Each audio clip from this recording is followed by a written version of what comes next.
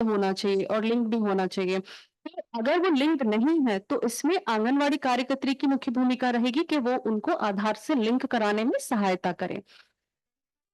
और दूसरा है, अगर उनके पास पहले तो है कि अगर बैंक डाकघर खाता लिंक्ड नहीं है आधार से तो लिंक कराना है, लेकिन अगर लिंक कराने में सहायता करनी है। और अगर डाकघर खाता या बैंक पासबुक वो मतलब जो भी बैंक का खाता वो ही नहीं है या आधार कार्ड भी नहीं है तो वो भी खुलवाने में उनकी सहायता करें। क्योंकि ये जो स्कीम है ये डायरेक्ट बेनिफिट ट्रांसफर है। ये महिला को पूरा उनके अकाउंट में डायरेक्टली जाता है, तो इसलिए उनके पास आधार कार्ड होना चाहिए और उनका जो अकाउंट है वो आधार सीडेड होना चाहिए ताकि डायरेक्टली वहां पैसा चला जाए। तो इसलिए ये सब में आंगनवाड़ी दीदी जो है वो महिला को, जो हमारी लाभार्थी है, उनको सहायता प्रदान करेंगी। नेक्स्ट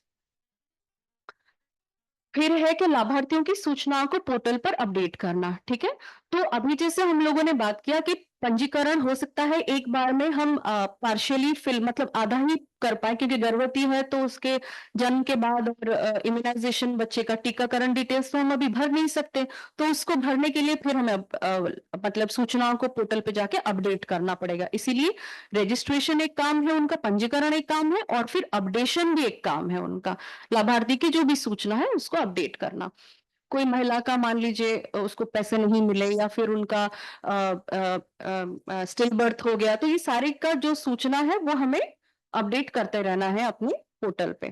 फिर पीएमएमवीवाई सेवाओं का समापन, आपको अभी याद होगा जैसे ही हम लोगों ने ऐप की शुरुआत में हुआ था, मैंने उधर बोला था कि केस क्लोजर ये भी एक इम्पॉर्टेंट चीज है। मतलब अगर पीएमएमवीवाई सेवा जो महिला को जितनी मिलनी थी, जो प्राप्य उनका था उनको मिल गया, तो उसके बाद फिर सेवाओं का समापन करना भी जरूरी है। तो वहां पे अगर आपको ध्यान होगा केस क्लोजर बटन मतलब एक टैब था उसमें, वहां पे क्लिक करके फिर हम उसको इनिशिएट कर सकते हैं केस केस क्लोजर को।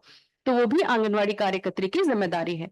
फिर पीएमएमवीवाई योजना का प्रचार प्रसार, तो हमारे जो समुदाय में जितनी महिलाएं हैं और जो भी उनके परिवार वर्ग है सबको हमें पीएमएमवीवाई के बारे में बताना है कि उसमें ये है, उसमें ऐसे लाभ मिलते हैं, उसमें आंशिक वित्तीय सहायता मिलती है और उसको पाने के लिए ये 10 मानक है, उसमें से कोई एक मानक होना चाहिए। तो ये सारी जो जानकारी है ये हमें अपने क्षेत्र में देनी पड़ेगी। तो प्रचार प्रसार कहाँ कर सकते हैं?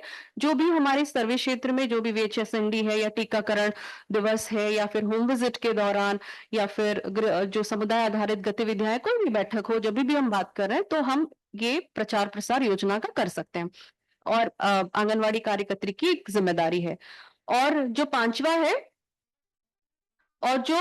है वो है कि पीएमएमवीवाई पंजिका का अनुरक्षण, क्योंकि सारी चीजें इसमें ऑनलाइन है, पोर्टल पे ऐप पे आपको जाके फीड करनी है, तो बहुत ज्यादा आपको उसका रजिस्टर नहीं मेंटेन करना है। लेकिन आपके सहूलियत के लिए और जो आपके जो भी आपके मतलब मुख्य सेविका आएंगी आपको सहयोगात्मक पर्यवेक्षण करने के लिए, तो कुछ आपके पास मुख्य बिंदुओं पे आपको एक रजिस्टर मेंटेन करना पड़ेगा, तो जिसका एक प्रारूप शेयर किया गया है।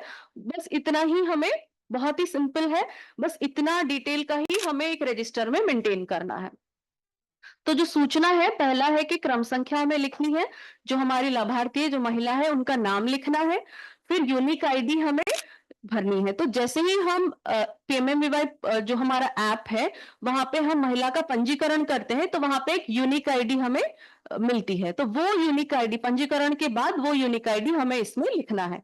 फिर गर्भावस्था पंजीकरण प्रथम संतान के बारे में है। प्रथम संतान में गर्भावस्था का पंजीकरण हुआ है तो हाँ लिखेंगे, नहीं हुआ है तो नहीं लिखेंगे।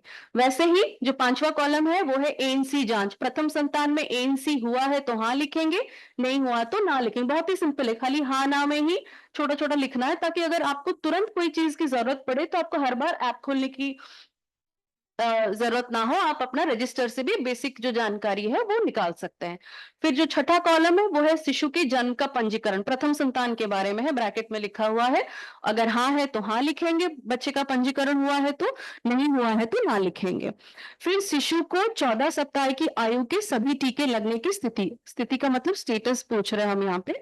तो अगर प्रथम संतान को 14 सप्ताह तक सभी टीके लग गए हैं, हाँ लिखेंगे, नहीं लगे हैं तो कोई भी एक छूटा है तो ना लिखेंगे। ठीक है, तो फिर महिला को भुगतान की स्थिति प्रथम संतान में प्रथम किश्त मिल गई है, अगर हाँ, ये महिला से पूछ के भी हम लिख सकते हैं कि हाँ है तो हाँ लिखेंगे, नहीं है तो नहीं लिखेंगे। वैसे द्वितीय किश्त अगर महिला को मिल गई है तो हाँ लिखेंगे, नहीं तो ना लिखेंगे। फिर भुगतान नहीं होने के कारण ऐसा भी हो सकता है कि महिला को भुगतान, आपने पूछा महिला को भुगतान नहीं हुआ है ना? तो नहीं होने के कारण जो है वो हमें इसमें लिखने पड़ेंगे, संक्षिप्त में लेकिन लिखने पड़ेंगे। पेमेंट रिवील पोर्टल में आप देखेंगे कि भुगतान नहीं होने के कारण काफ़ी दिए गए हैं। जैसे कि महिला की मृत्यु हो गई, है ना? या फिर अबॉर्शन हो गया, या फिर मृत शिशु का जन्म हुआ, या 4 से 6 हफ्तों तक महिला का कोई अता-पता नहीं है। ऐसे करके बहुत कारण पोर्टल में दिए गए हैं कि क्यों नहीं हुआ है भुगतान। तो ये कारण हम लिख सकते हैं। ये जो भी कारण है आपको लग रहा है महिला से पूछ के, तो वो हम इसमें लिख सकते हैं, नहीं होने के कारण। ये सारे जो डिटेल्स हमने भरे, ये प्रथम संतान के बारे में हमने बात करें। तो द्वितीय संतान जो है, यदि लड़की है तो उसके बारे में आखिरी 2 कॉलम ही है बस, 11 और 12 द्वितीय संतान के बारे में है। भुगतान की स्थिति द्वितीय संतान, यदि लड़की है तो हाँ लिखेंगे, अगर नहीं है तो ना लिखेंगे, और भुगतान नहीं होने के कारण अगेन हम पोर्टल बार मतलब जो कॉलम 12 है उसमें लिखेंगे। नेक्स्ट, आंगनवाड़ी कार्यकर्त्री की जो ज़िम्मेदारी है वो हम लोगों ने डिस्कस कर लिया। अभी मुख्य सेविका के बारे में हम बात करेंगे कि मुख्य सेविका दीदी का